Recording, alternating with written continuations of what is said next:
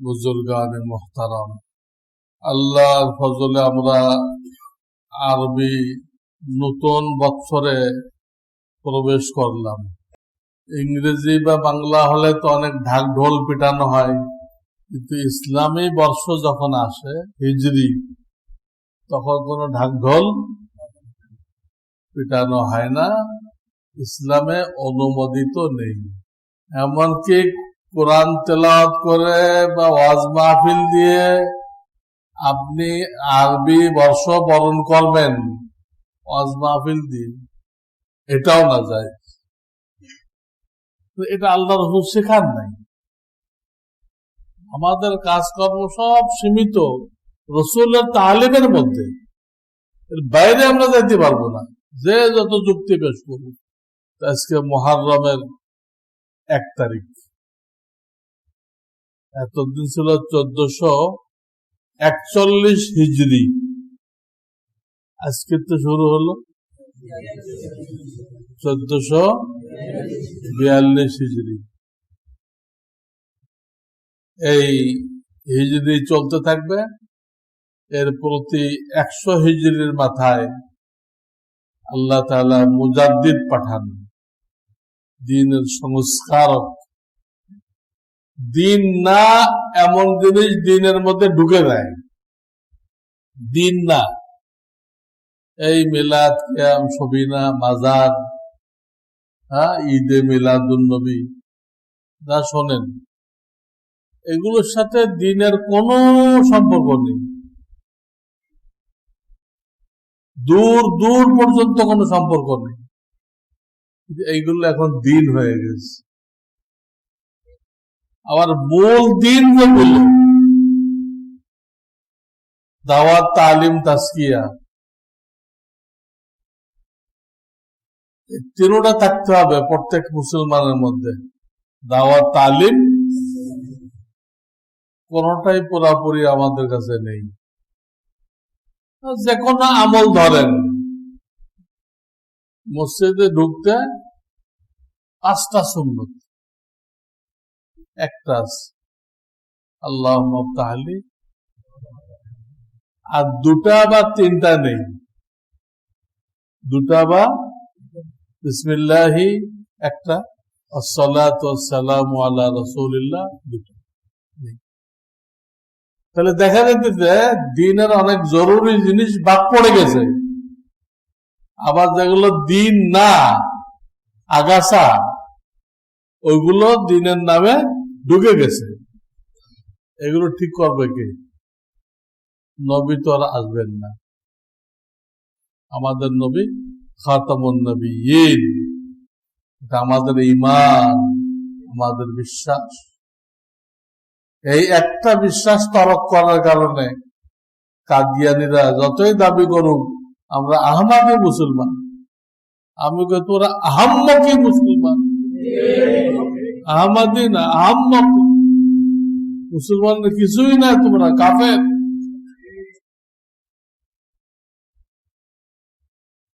তো উনি শেষ নবী, আর কোন নবী আসবেন না। তবে আল্লাহ রাব্বুল আলামিন উলামায়ে কেরাম রাখছেন, অনেক ভুল তারা ঠিক করবে, এরপরও কিছু কিছু সূক্ষ্ম সূক্ষ্ম বিষয় থেকে যাবে যেদিকে ওলামাদের দৃষ্টি যাবে না। ওইগুলো ঠিক করার জন্য প্রত্যেক শতাব্দীর মাথায় আল্লাহ মুজাদ্দিদ পাঠাবেন। স্পষ্ট হাদিসের তরজমা, এটা ব্যাখ্যা না, তরজমা। মুজাদ্দিদ পাঠাবেন, তারা এইগুলো ঠিক করবে। দিনের এইগুলো ছুটে গেছে, ঢুকাও, আর এইগুলো ঢুকে গেছে, এগুলো দিনের কিছু না, এগুলো কি করো? বের করো, সব বের করো।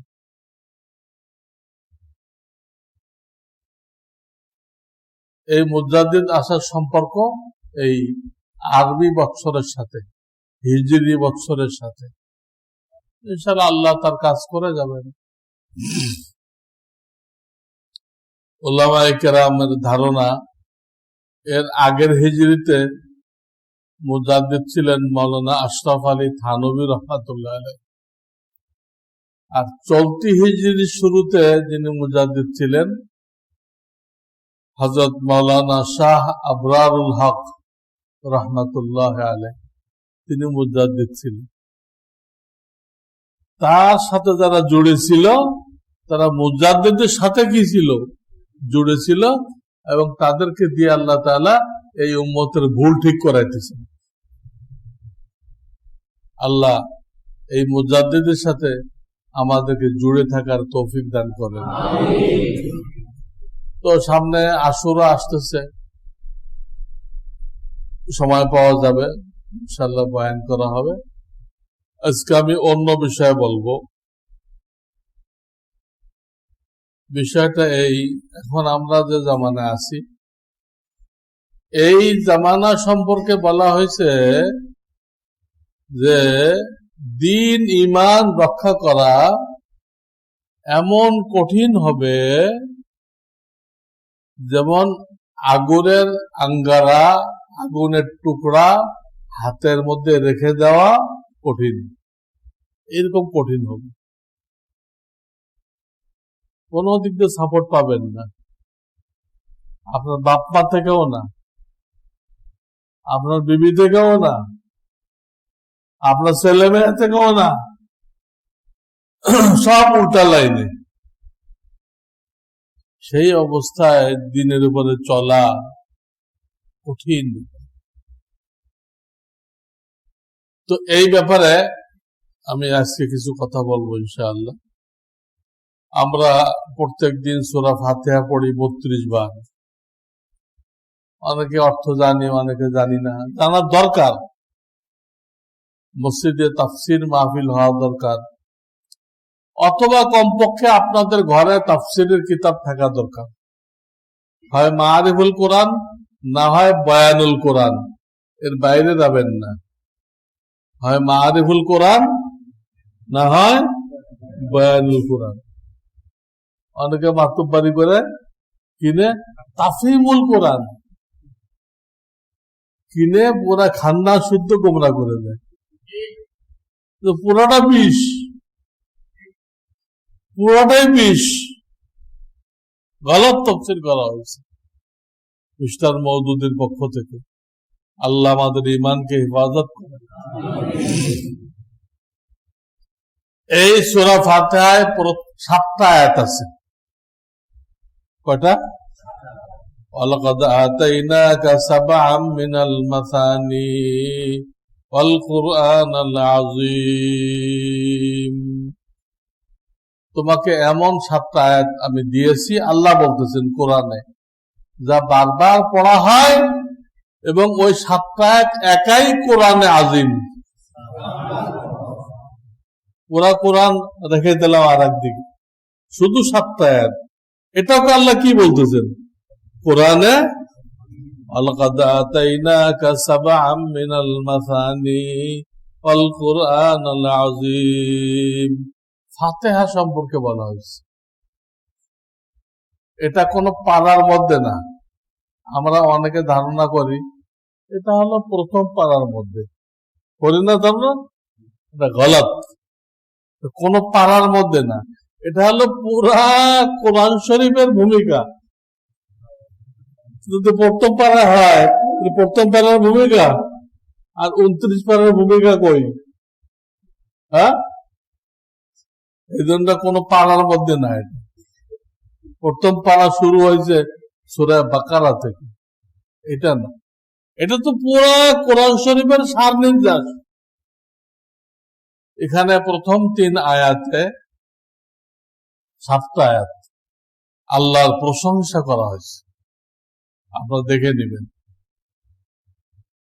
চতুর্থ আয়াতে বলা হয়েছে, আল্লাহ আমরা তোমারই ইবাদত করি, কাফেরদের মতো অনেক খোদার করি না। মুসলমান ছাড়া কেউ কিন্তু এক খোদার পূজা করে না। হিন্দুরা তো 36 কোটি, অথচ তাদের ধর্মীয় বইতে আছে ঈশ্বর একজন। কিন্তু এই ব্রাহ্মণরা সব উল্টাই দিছে। তাদের বইতে আছে যে একজন যে ঈশ্বর তার কোনো আকৃতি নেই, তার ছবি বানানো যাবে না, মূর্তি বানানো যাবে না, অথচ এরা মূর্তি বানায় পূজা করতেছে। সব শয়তানি এই ব্রাহ্মণরা করছে। আমার নাম দিতে সাধু,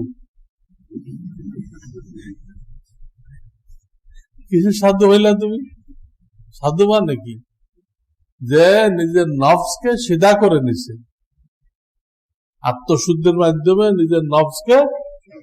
তুমি কি আত্মশুদ্ধি করছো? কিন্তু পুরো জাতিকে গোমরাহ করছো। খ্রিস্টানরাও কয়েক খোদার পূজা করে, আল্লাহ, তার ছেলে, বিবি। ইহুদিরা কয়েক খোদার পূজা করে, সবাই মূর্তি পূজা করে। তো আমরা বলতেছি আল্লাহ আমরা তোমারই ইবাদত করি, আর কারো করি না।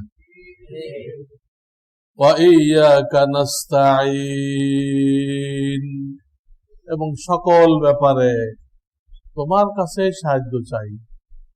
তোমার কাছে, ভারতের কাছে না, আমেরিকার কাছে না, চীনের কাছে না, আমরা সাহায্য কার কাছে চাই? ভারত নিজে সাহায্য চায় গোমূত্রের, তার কাছে আপনি কি সাহায্য চাইবেন? ভারতের মন্ত্রীরা গোমূত্র খায়, আর তাদের পুঁজি হলো গোবর। এই গোবর আর গোমূত্র তাদের সবকিছু। তার কাছে সাহায্য চাওয়া এর থেকে আহাম্মকি, বেকুফি আর কি হইতে পারে? সবচেয়ে আহাম্মক জাতির।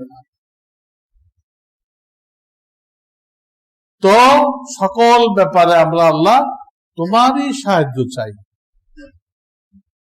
এই গেল চতুর্থ আয়াত। আর থাকলো কয়টা?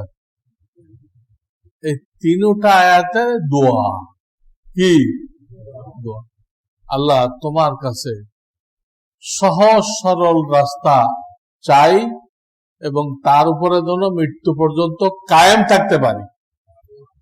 হেদায়েতের এখানে অর্থ কায়েম থাকা, ইহদিনা। ইহদিনার ভিতরে হেদায়েত আছে। এই হেদায়েতের কয়েকটা অর্থ আছে। একটা অর্থ হলো কায়েম থাকা, এই সহজ সরল রাস্তা সিরাতে মুস্তাকিম, এর উপরে আমরা যেন মৃত্যু পর্যন্ত কায়েম থাকতে পারি। এরপরে আইডিয়া দেওয়া হয়েছে এটা কি জিনিস, সিরাতে মুস্তাকিমটা কি জিনিস।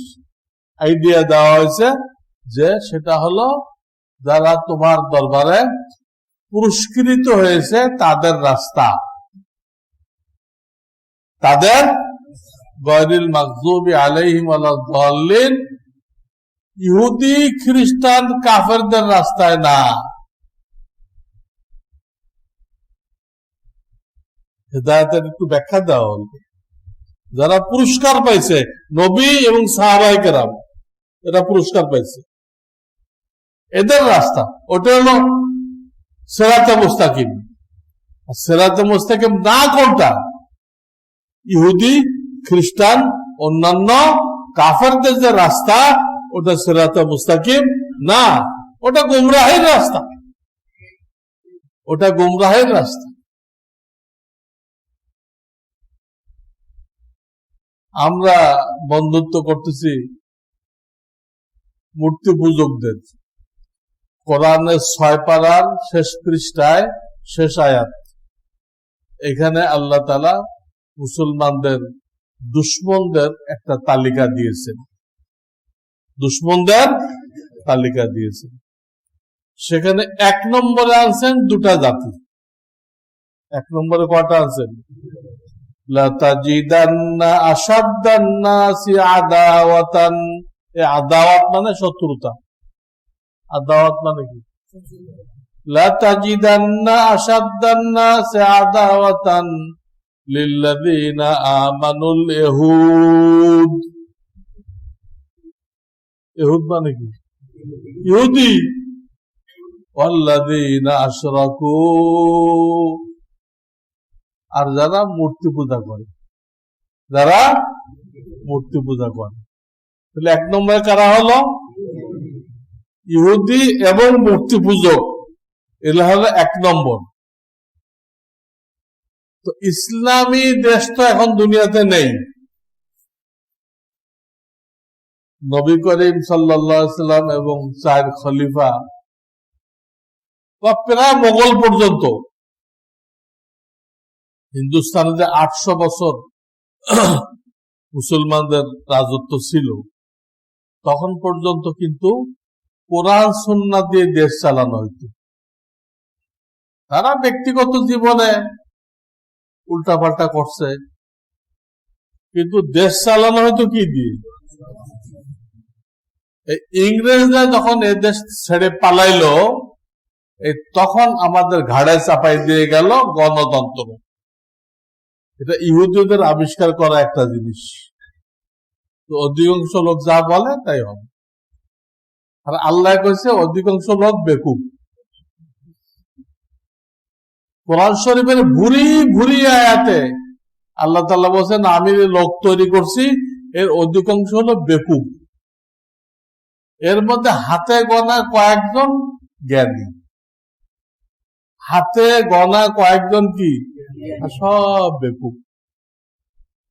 আমি কইলে তো পিটিয়ে দিবেন, আপনি সব বেকুব বানাই দিলেন আমাদের। এই আয়াত পড়েন নাই? ওয়ালাকিন্না আকসারান নাসি লা ইয়ালামুন। কি অর্থ? ওয়ালাকিন্না আকসারাল নাসি লা ইয়াকিলুন। তারপরে এক আয়াতে বলতেছে 8 পারার প্রথম পৃষ্ঠায় যে ওয়াইনতুতে আকসারাহুম ইউদিল্লুকা আন সাবিলিল্লাহ। অধিকাংশ লোকরা দেখে দেখে যদি চলো, তুমি গুমরাহ হয়ে যাবে। অধিকাংশ লোক হেদায়েতের উপর নেই, কম লোক হেদায়েতের উপর আছে। পুরো দুনিয়াতে কত মানুষ, কিন্তু পার্সেন্টেজ বের করেন, তাতে কি হেদায়েতের উপরে বেশি হবে না কাফের বেশি হবে? এটাই করছে। তুতে আকসারা মানফিল আরদ ইউদিল্লুকা আন সাবিলিল্লাহ। আমি আমার লেখাতে কিতাবুল ঈমান বইটা, এখানে অন্তত 20টা আয়াত পেশ করছি। 20টা যে আয়াতগুলো গণতন্ত্রের গোড়া কেটে দেয়, মূল্যচ্ছেদ করে দেয়। ইসলামে এর কোনো অবকাশ নেই। অধিকাংশ লোক কি করলো এটা না, আল্লাহ কি করলো ওটা দেখতে হবে, আল্লাহ রসুল কি করলো ওটা দেখতে হবে। অধিকাংশ লোক কি জানে? কিছুই জানে না। আমাদের তো আল্লাহ রসুলকে দেখতে হবে। কুফর ইহুদিদের আবিষ্কার করা। ইহুদি খ্রিস্টানদের সম্মিলিত ধর্ম হলো গণতন্ত্র। এটা দিয়ে তারা বিশ্ব জয় করতেছে। গণতন্ত্র দেয়, একটা দেশে অনেকগুলো দল হয়, দেখে কোন দল দিয়ে তাদের কাজ হবে, তাদের পক্ষে কাজ হবে, ওই দলকে ক্ষমতায় নিয়ে আসে। আমার কথা বুঝছেন? গণতন্ত্র দিলে এক এক দেশে 5-7টা দল হয়ে যাবে। ওরা দেখে যে কোন দলটা আমাদের সাথে বেশি সম্পর্ক রাখে, ওকে পাওয়ারে নিয়ে আসে। কথা বুঝতেছেন? হ্যাঁ। এখন যে কাজ হাসিনার দ্বারা হইতেছে, এই কাজ যদি খালেদার দ্বারা হয়, কালকে তারা নিয়ে আসবে,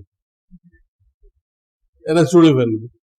এটা বোঝানোর জন্য উদাহরণ দিলাম। ব্যক্তি এদের উদ্দেশ্য না, উদ্দেশ্য কি? স্বার্থ হাসিল করা। এটা কুফরি তন্ত্র। আমাদের দেশকে বলা হয় সেকুলার, ধর্ম নিরপেক্ষ। এটা ইহুদিদের তৈরি মতবাদ। এটা ভারতে বাতিল প্রমাণ হয়ে গেছে। এই মতবাদে বাতিল, তাদের সংবিধানে লেখা আছে যে ভারত সেকুলার, ধর্ম নিরপেক্ষ, সব ধর্মের প্রতি সমান আচরণ করা হবে। তো মোদী কি করছে? এটা করছে?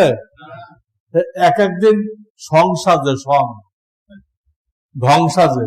একদিন পাগড়ি বাঁধে, একদিন টুপি মাথায় দেয়, একদিন পাঞ্জাবি গায়ে দেয়, একদিন ধুতি পরে, এক একদিন এক রূপ নেয়। বহুরূপী এই চায়ের দোকানদার,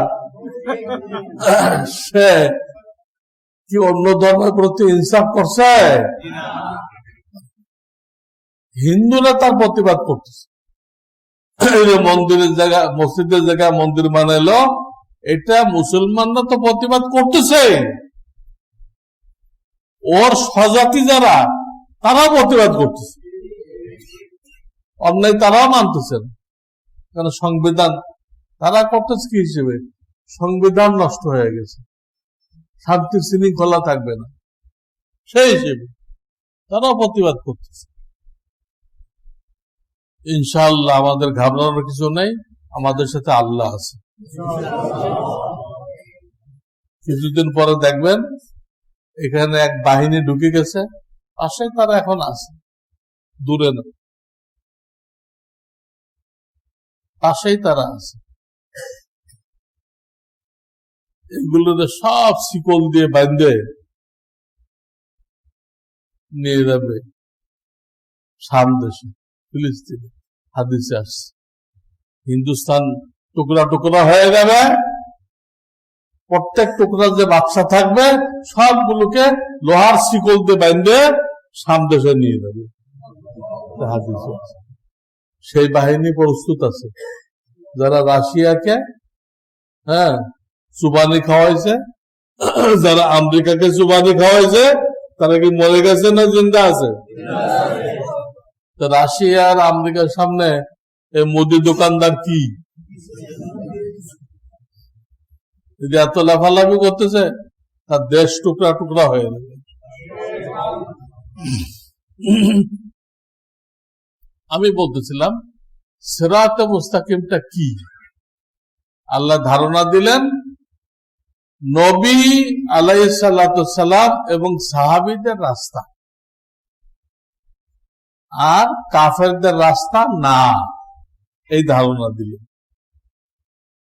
আর একটু ব্যাখ্যা দেওয়া হলো কোন জায়গায়? ইমানে মুফাসসালের মধ্যে। হেদায়েত কি? হেদায়েত বলে ইমান বোঝানো হয়েছে। হেদায়েত বলে কি বোঝানো হয়েছে? ইমান। সেটা কি? এর ব্যাখ্যা দেওয়া হয়েছে ইমানে মুফাসসালের মধ্যে। আমানতু বিল্লাহি, আল্লাহ, ওয়া মালাইকাতিহি, তার ফেরেশতা আমাদের সাথে সর্বক্ষণ। দুইজন তো আছেই লেখার জন্য, এছাড়া আমাদের হেফাজত করার জন্য আরো 10 জন ফেরেশতা আছে।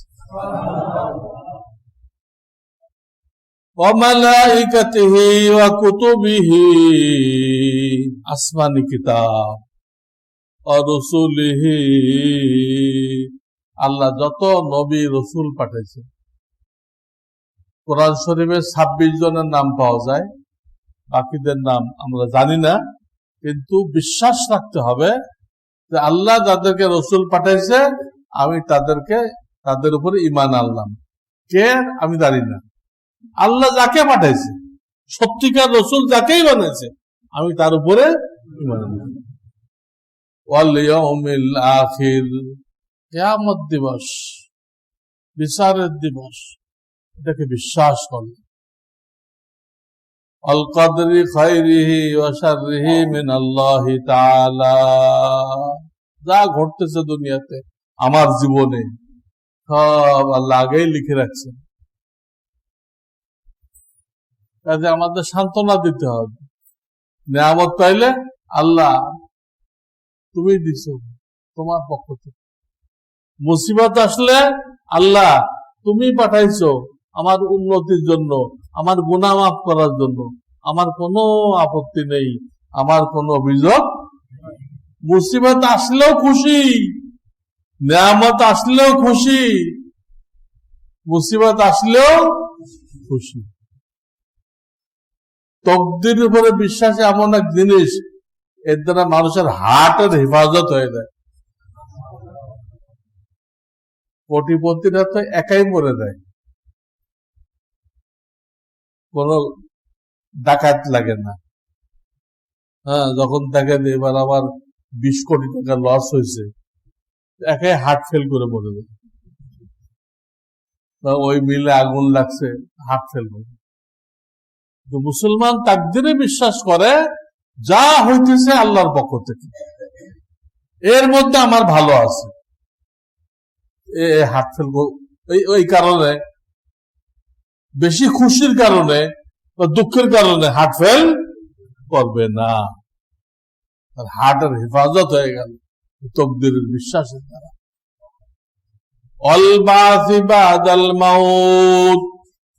মৃত্যুর পরে আবার আমাদেরকে জীবিত করা হবে, পুরা জীবনের হিসাব চাওয়া হবে। আল্লাহ তোমাকে যে দান, মাল, বিবি, বাচ্চা, বাপ, মা, সন্তান, সন্ততি দিছিল, এগুলো দিয়ে তুমি দ্বীনের জন্য, ইসলামের খেদমতের জন্য কি করে আসছো, এটা চাওয়া হবে। কি করে আসছো? এগুলো তোমাকে ভোগ বিলাসের জন্য দেওয়া হয়নি। ভোগ বিলাস হবে বেহেশতের মধ্যে। কোথায় হবে? দুনিয়াতে এগুলো তোমাকে দেওয়া হয়েছিল ইসলামের খেদমত করার জন্য। তোমার জান, মাল, ইজ্জত, আওলাদ সবকিছু। ইজ্জতটাও কিসের জন্য? ইসলামের খেদমত করার জন্য। আপনি একজন ইজ্জতওয়ালা মানুষ, আপনি যদি একজনকে দাওয়াত দেন, সহজে মানবে না। একটা মন্ত্রী যদি গাছতে বেরোয়, ভাই মসজিদে আসেন, আসবে না। একজন বড় ডাক্তার যদি গাছতে বেরোয়, তো লোকজন আসবে না। কেন? ইজ্জতের কারণে। ইজ্জতটাও দিনের জন্য ব্যয় করতে হবে। কুল ইন্না সালাতি ওয়া নুসুকি ওয়া মাহইয়ায়া ওয়া মামাতি লিল্লাহি রাব্বিল আলামিন। এই আয়াতে এই কথাটা বলা হয়েছে, তোমার সব আল্লাহর দ্বীনের জন্য। আল্লাহর দ্বীনের জন্য, সব আল্লাহর দ্বীনের জন্য। ভোগ বিলাস। তো ঈমান সম্পর্কে এখানে মোটামুটি ব্যাখ্যা দেওয়া হয়েছে। যে এই 7টা বিষয়, এর কিছু শাখা প্রশাখা আছে। এটা বদ্ধমূল বিশ্বাস করার নাম। বদ্ধমূল, কচুর পাতার পানি না। বদ্ধমূল বিশ্বাস করার নাম কি? দুনিয়া উল্টায় যাবে, আপনাকে কেউ উল্টাইতে পারবে না। এইরকম বিশ্বাসের নাম কি? ঈমান। এই ঈমানের উপরে কায়েম থাকতে গেলে কি করতে হবে? এটা নবীদের রাস্তা বলেছেন, ইত্তাবিউস সাওয়াদাল আযম, হক জামাতের সাথে জুড়ে থাকো। হক জামাত, আহলে সুন্নাত ওয়াল জামাত, এদের সাথে জুড়ে থাকো। তারা যে বিশ্বাস রাখে, ওই বিশ্বাস তুমিও রাখো। ইত্তাবিউস সাওয়াদাল আযম, অনেক অর্থ বোঝে না, তারা অর্থ করে বড় দলের সাথে থাকে। তো বড় দল তো খ্রিস্টানদের, খ্রিস্টানদের সাথে থাকবো।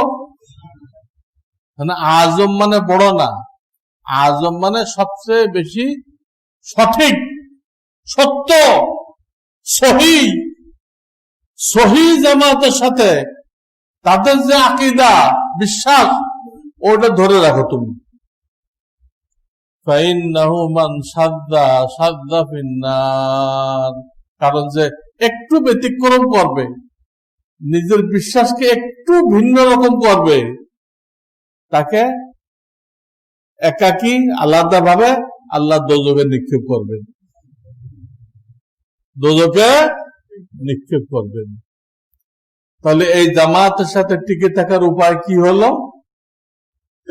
হক জামাত, যাকে আহলে সুন্নাত ওয়াল জামাত বলা হয়, যাকে হক্কানি ওলামাদের জামাত বলা হয়, বর্তমান জামানায় যাদেরকে ওলামায়ে দেওবান বলা হয়, এদের সাথে জুড়ে থাকো। আমলে ভুল থাকলে থাকতে পারে, ওটা ক্ষমাযোগ্য। আমলে ভুল থাকলে থাকতে পারে, এটা ক্ষমাযোগ্য। কিন্তু ইনশাআল্লাহ তোমার বিশ্বাসের মধ্যে কোনো ভুল থাকবে না। এবং কেউ যদি তোমার জন্য সুপারিশ নাও করে, স্বয়ং রব্বুল আলামিন তোমাকে দোজখ থেকে নিয়ে আসবে, আল্লাহ নিজে। আমি গত সপ্তাহে হাদিস শুনেছি। তাদের নাম কি হবে? আল্লাহ তাদেরকে নিজে নিয়ে আসবেন দোজখ থেকে, তাদের নাম কি হবে? আপনারা কিছু মনে রাখেন না?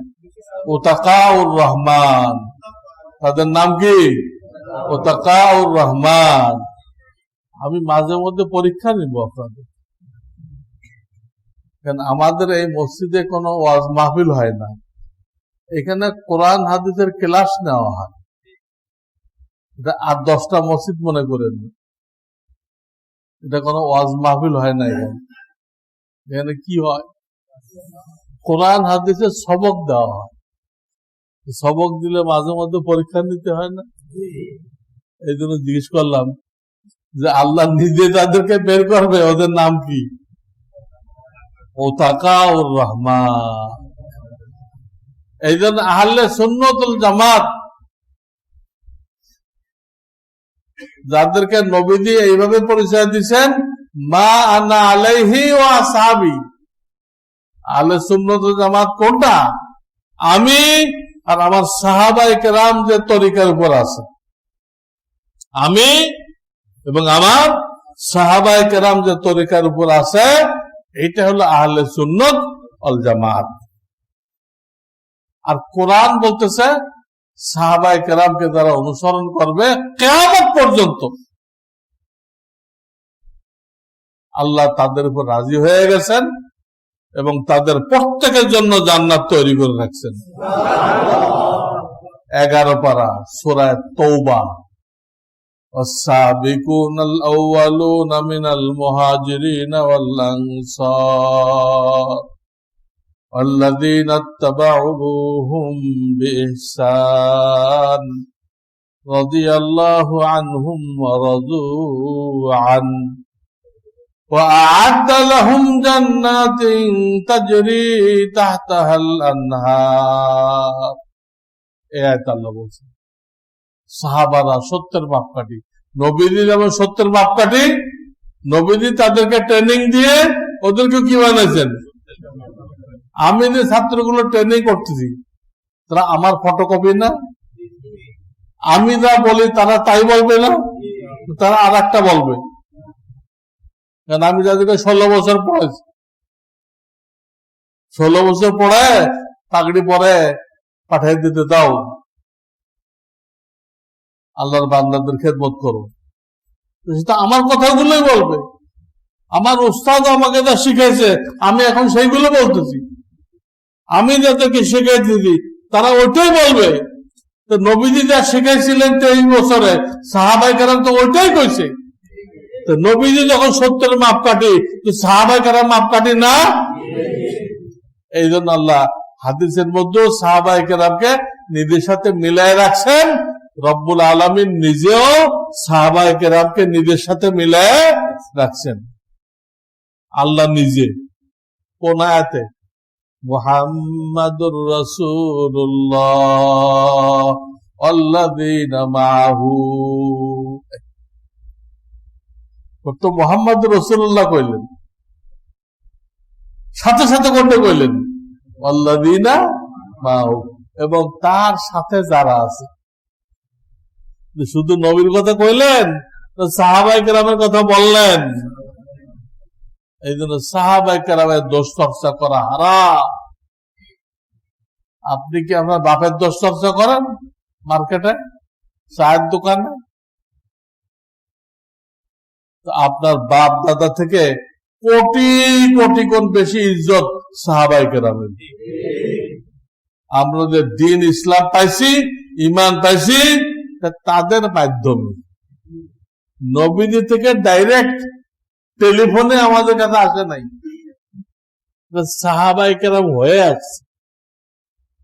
এই জন্য যত বাতিল দল আছে তারা সবাই সাহাবায়ে কেরামকে আক্রমণ করছে। সরাসরি নবীজির কথা বলতে পারে না, পিঠের চামড়া থাকে না, এই জন্য আক্রমণ করে। কোথায়? মওদুদিও কইছে, কোন সাহাবায়ে কেরামকে সত্যের মাপকাঠি মনে করা যাবে না। আহলে হাদিসরা কইছে যে নবীদের ইন্তেকালের পরে তারা সাহাবারা হকের উপরে কায়েম ছিল না। উদাহরণ দিচ্ছেন যে নবীজি তো 8 টাকার তারাবির কথা কইছিল, কিন্তু তারা ওমরের কথা মতো 20 টাকা পড়তে আরম্ভ করল। এটা হয়েছে উদাহরণ। নবী যদি 8 টাকা পড়ে থাকতেন আর ওমর 20 টাকা চালু করত, একজন সাহাবীও মানত, অথচ এখানে একজন সাহাবীও প্রতিবাদ করে নাই। তারা এই উদাহরণ দিচ্ছে, এগুলো আহলে হাদিসের উদাহরণ। আবার শিয়ারা বলতে ইরানি শিয়া আর ইসরায়েল এটা কিন্তু খালাতো ভাই, দুটোটা এক। আপনাকে দেখানোর জন্য সে যে ইসরায়েলের সাথে না, এটা দেখানোর জন্য অনেক কাজ করবে, এটাই রাজনীতি। এটার নাম কি? কিন্তু বাস্তব কি? এক। আরব দেশের শাসকরা ছাগলের 3 নম্বর বাচ্চা।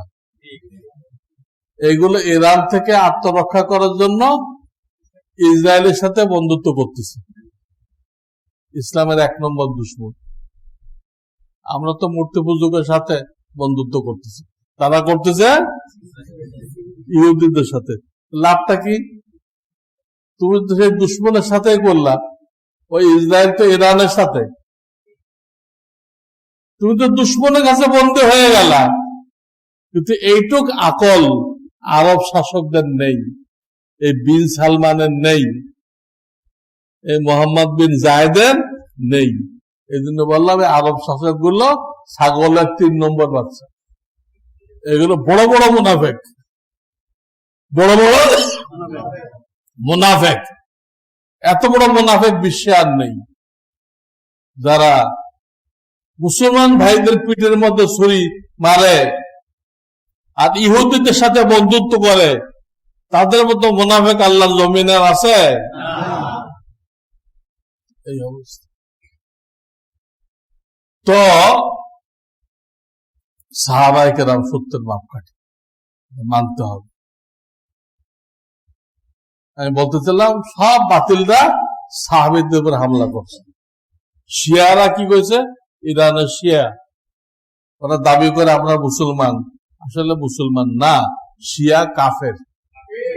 শিয়া কি? কাফের। এদের সামনে আসতেছে 10ই মুহররম মিছিল বের করে, কারা বের করে? হায় হুসাইন, হায় হুসাইন।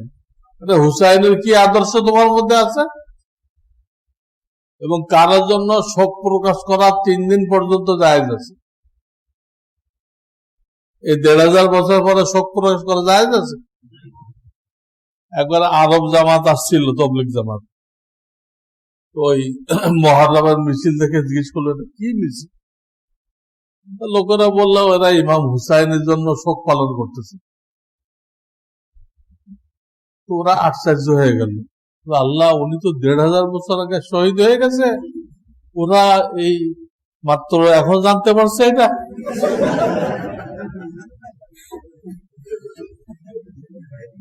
এখন শোক পালন করতে, শোক পালন তো 3 দিনের মধ্যে হয়, তাহলে ওরা 3 দিনের মধ্যে জানতে পারছে যে ইমাম হুসাইন শহীদ হয়ে গেছে। ওরা আশ্চর্য হয়ে গেছে, এত পরে জানতে পারলো। এরা হলো শিয়া। অনেক সুন্নিরাও ওদের সাথে মিলে দেয় হালুয়া রুটি খাওয়ার জন্য। খবরদার, ওরা দেখতেও যাবেন না। এরা কি কইছে? নবীজির ইন্তেকালে পরে 5 জন সাহাবী বাদে আর সব বেঈমান হয়ে গেছিল, সব বেঈমান হয়ে গেছিল। 5 জনকে আলী, ফাতেমা, হাসান, হুসাইন, আম্মার। কজন হলো? এই 5 জন বাদে সব বেঈমান হয়ে গেছিল। আক্রমণ করলো না সাহাবীর উপরে? এখন আরেকজন বেরোয়েছে, টাঙ্গাইলের এক হোমিও ডাক্তার, এখন তো মরে ভূত হয়ে গেছে, এর নাম হলো বাইজিদ খান পন্নী। হ্যাঁ, বাইজিদ খান, এজিদ খান হওয়ার দরকার ছিল, বা এজিদ। তো এ লোক হোমিও ডাক্তার ছিল, এর নতুন একটা ইসলাম প্রচার করলো।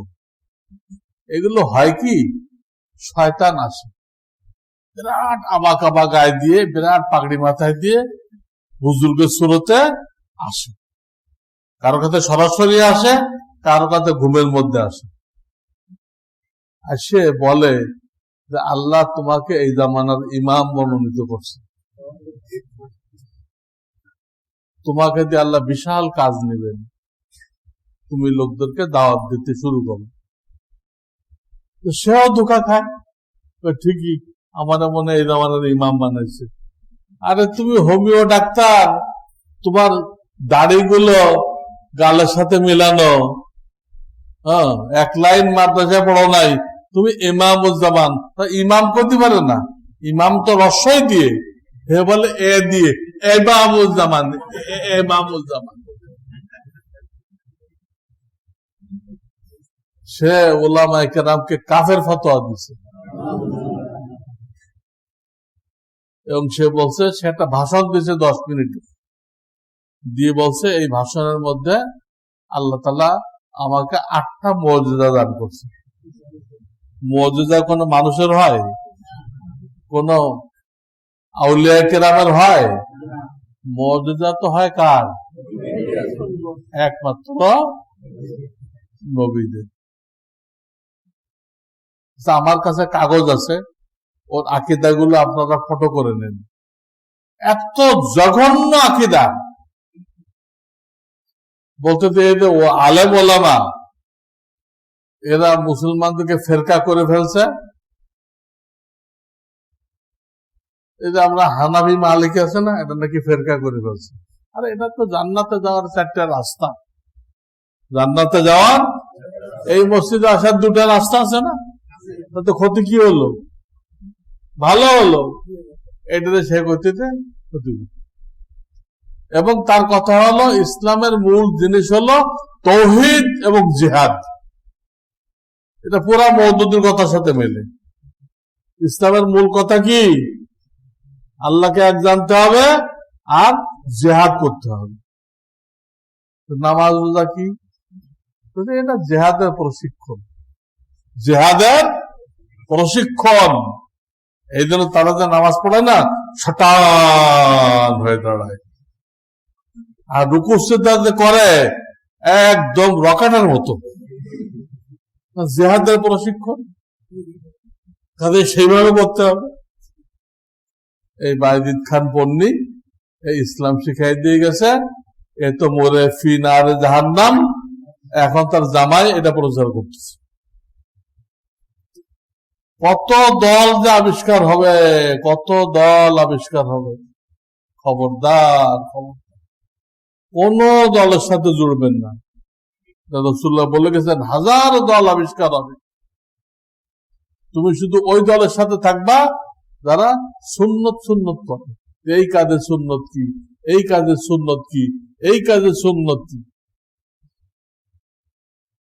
فَإِنَّهُ مَن يَعِشْ مِنكُمْ فَسَيَرَى اخْتِلَافًا كَثِيرًا। আমার পরে তোমরা যারা বেঁচে থাকবা, তারা বহু দল উপদল দেখবা, কারোর সাথে যাইবা না। তোমাদের কাজ হলো আলাইকুম বিসুন্নতি ওয়া সুন্নাতিল খুলাফায়ে রাশিদিন।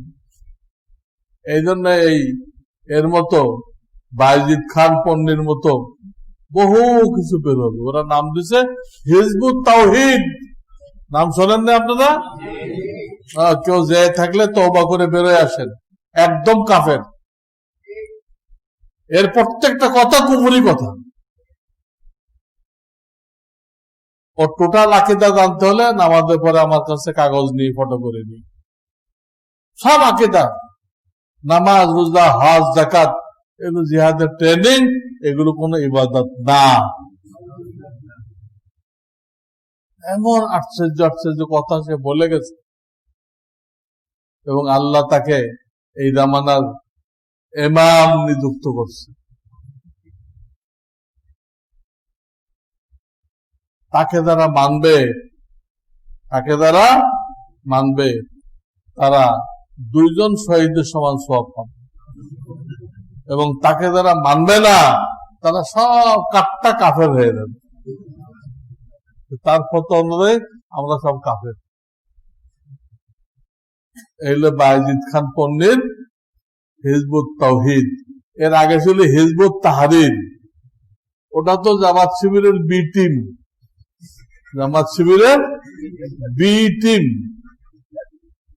যোদ্ধা বাহিনী।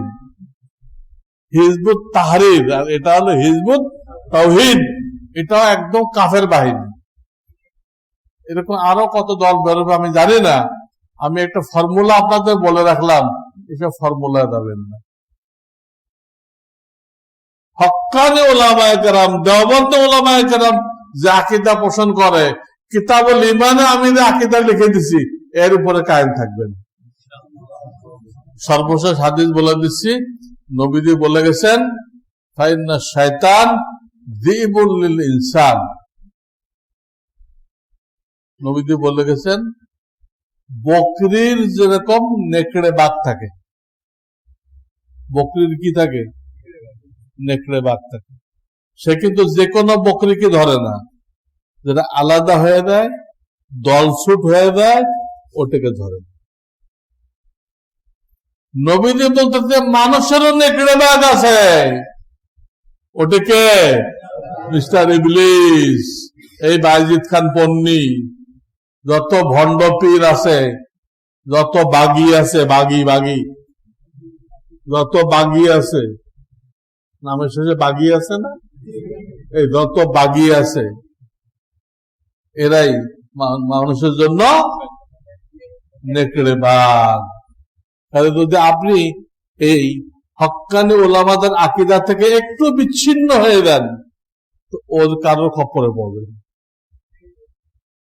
এই জন্য নবীজি এক হাদিসে বলছেন, মান খলা রিবকাতাল ইসলামে আন উনুকিহি,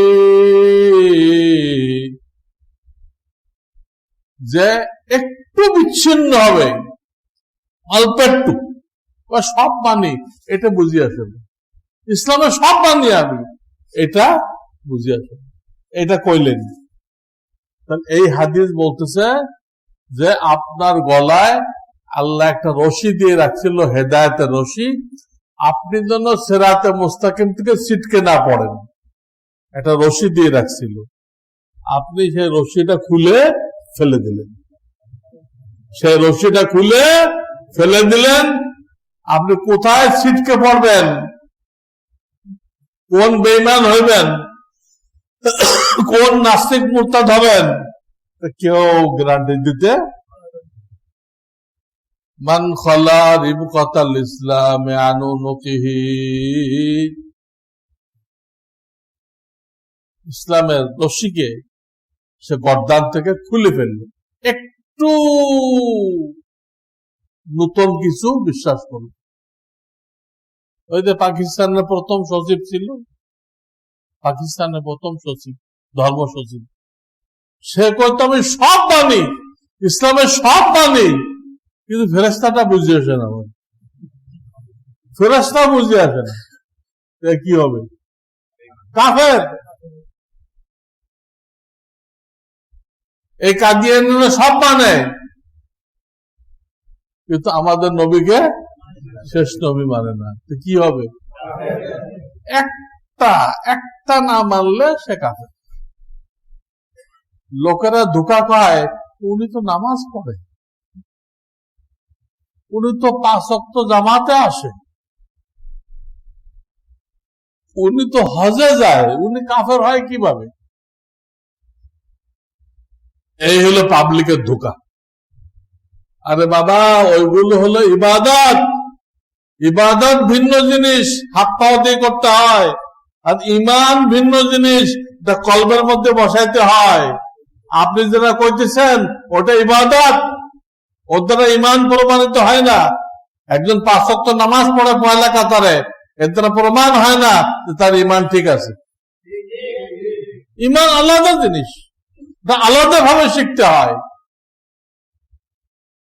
এই জন্য বেশি বেশি কিতাবুল ইমান পড়বেন এবং হক্কানে ওলামায়ে কেরামের যে বিশ্বাস, ওই বিশ্বাস থেকে এক জাররা বিন্দু মাত্র নতুন কোন বিশ্বাস আপনি গ্রহণ করবেন না। জান যায় যাক, এটাই জান্নাতের রাস্তা, এটাই সিরাতে মুস্তাকিম। সূরা ফাতিহায় এই একটা দোয়া শেখানো হয়েছে, আর কোন দোয়া নেই। সূরা ফাতিহা পুরা কোরআনের খোলাসা, একটা দোয়া শেখানো হয়েছে, সিরাতে মুস্তাকিমের উপরে কায়েম থাকার জন্য আল্লাহর কাছে দোয়া করো। আমরা সবাই রাজি আছি না? আমরা হক্কানে ওলামায়ে কেরামের যে বিশ্বাস, ওই বিশ্বাসের সাথে জুড়ে থাকবো। আল্লাহ আমাদেরকে মৃত্যু পর্যন্ত জুড়ে থাকে ঈমান নিয়ে যাওয়ার তৌফিক দান করেন। ওয়া আখিরু দাওয়ানা আনিল হামদুলিল্লাহি রাব্বিল আলামিন।